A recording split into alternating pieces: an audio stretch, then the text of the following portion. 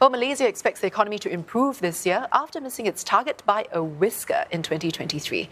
In February, the ringgit dropped to levels not seen since the depths of the Asian financial crisis more than a quarter century ago, although it is showing signs of stabilising. As Melissa Goh reports, the government and the central bank are taking measures to help boost the economy.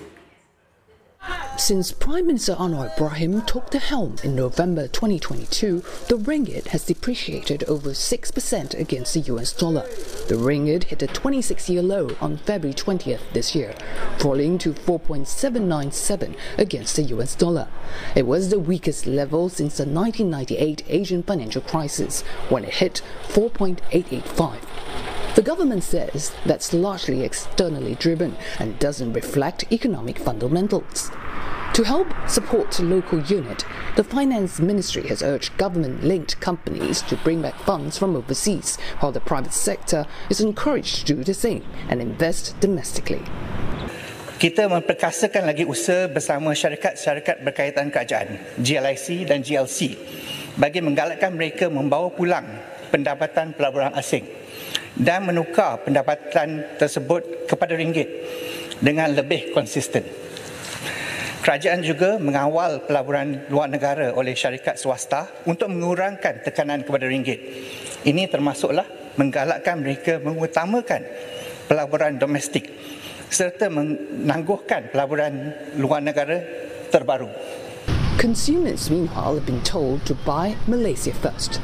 Now, the government says everyone has a role to play. The Malaysians are told to always opt for local goods and services, invest in products that are denominated in ringgit, and travel domestically.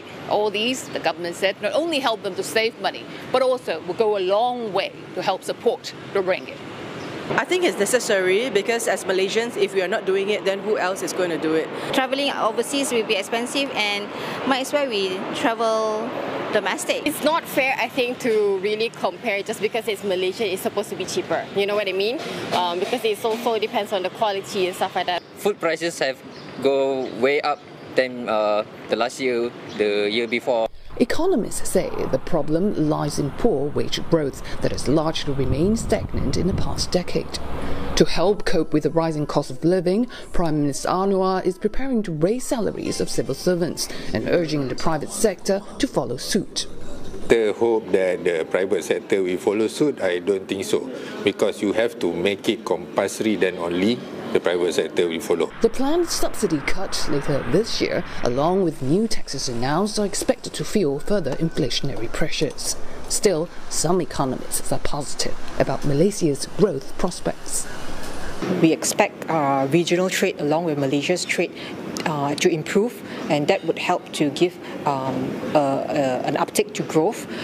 We also expect that the government's rationalisation measures for subsidies and the domestic policy reforms will be done on a gradual manner, and alongside through cash aid, right, and a supportive labour market will also help to support the resilience of private consumption growth. She's forecasting Malaysia's economic growth at 4.6% this year, within the government's target range of 4 to 5%.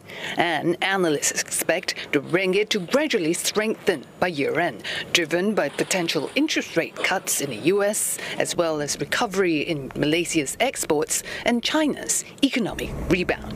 Melissa Goh, CNA, Kuala Lumpur.